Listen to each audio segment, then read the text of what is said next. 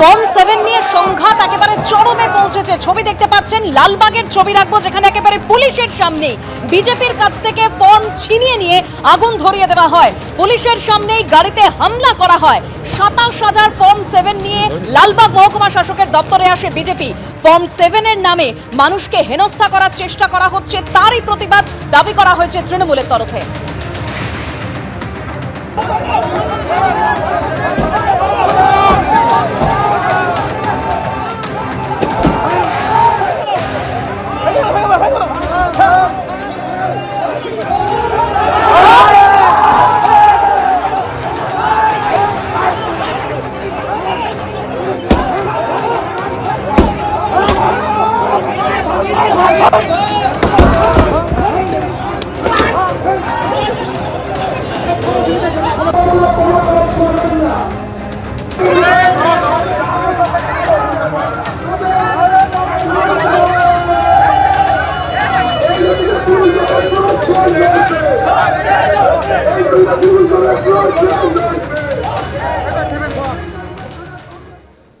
অনেক বুথে মৃত ভোটারের নাম থেকে গেছে, সেই কারণে বিভিন্ন বুথের বিএলওরা যে সমস্ত মৃত ভোটার বা অবৈধ ভোটারের নাম থেকেছে তাদের বিরুদ্ধে ফর্ম 7 জমা করে অভিযোগ জানাতে গেছিল।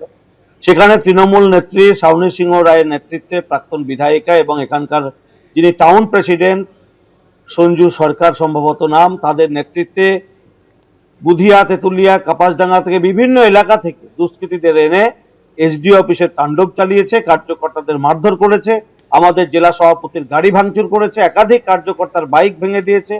যথেচ্ছভাবে অত্যাচার করা হচ্ছে কার্যকর্তাদের উপর। পুলিশ নীরব দর্শকের ভূমিকায় দাঁড়িয়ে রয়েছে। একটা শান্তিপূর্ণ এলাকাকে অশান্ত করার জন্য তৃণমূলের দুষ্কৃতি থেকে শুরু করে এসডিও অফিসের স্টাফ, পুলিশ প্রশাসন এবং তৃণমূলের নেত্রী প্রাক্তন বিধায়িকা কিভাবে আজকে রক্ত ঝরানোর রাজনীতির চেষ্টা করছে, কিভাবে সাম্প্রদায়িক দাঙ্গা লাগানোর চেষ্টা করছে। এরপরে যদি কোনো ঘটনা ঘটে বা এখন পর্যন্ত যত ঘটনা ঘটেছে, এর প্রত্যেকটির দায় তৃণমূল কংগ্রেসের। এটা যে বিজেপি যে মিথ্যাচার, আজকে এই অফিসে যে মহকুমা অফিস, সেখানে যদি কেউ যদি ফর্ম ছিনতাই করে নেয়, পুড়িয়ে যদি দেয়, সাধারণ মানুষের এটা আগুন।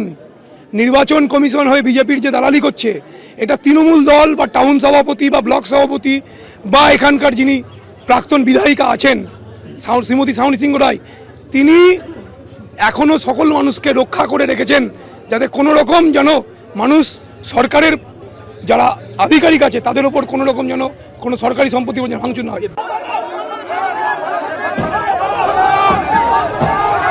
সেই ছবি আপনারা দেখতে পাচ্ছেন। এসআইআর এর ফর্ম 7 জমা দেওয়াকে কেন্দ্র করে জেলায় জেলায় কিভাবে উত্তেজনা তৈরি হয়, সংঘর্ষে জড়িয়ে পড়ে তৃণমূল এবং বিজেপি। এর আগে বাঁকুড়ার ছবি আমরা দেখেছিলাম, যখন এক বিজেপি নেতার গাড়ি থেকে হাজার হাজার এসআইআর ফর্ম উদ্ধার করা হয়েছিল, আটক করা হয়েছিল কয়েকজনকে। আর বাঁকুড়ার পর এবার আসানসোল, কালো গাড়ি করে প্রচুর পরিমাণে ফর্ম 7 নিয়ে এসে জমা দিতে আসার অভিযোগ বিজেপির বিরুদ্ধে। গাড়ি ফিরে সেই ঘটনায় বিক্ষোভ দেখায় তৃণমূল, গাড়ির কাঁচ ভাঙচুর করা হয়।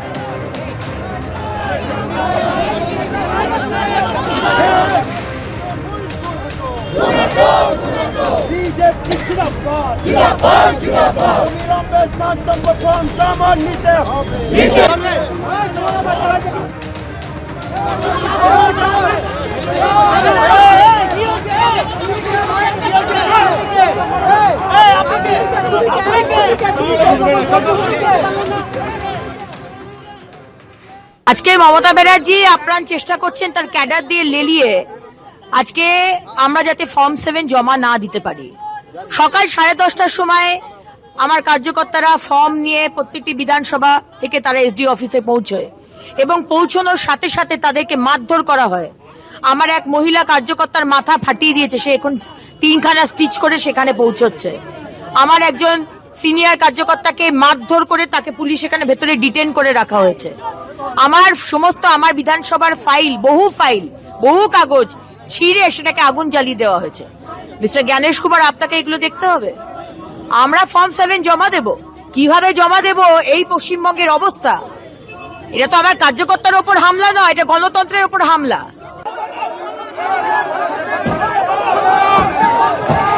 আসানসোলের ছবি আপনাদের দেখালাম, যেখানে ফর্ম 7 নিয়ে এই উত্তেজনা তৈরি হয়। ফর্ম 7 এনে ভোটারদের নাম বাদ দেওয়ার চক্রান্ত বলে অভিযোগ করেছে তৃণমূল কংগ্রেস। আর অন্যদিকে জামুনিয়াতে বিডিও অফিসের সামনে উত্তেজনা তৈরি হলো।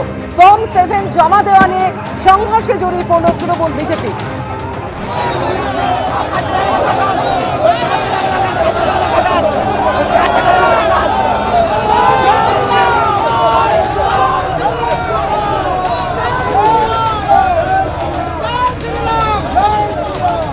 এবিপি আনন্দ, এগিয়ে থাকে, এগিয়ে রাখে।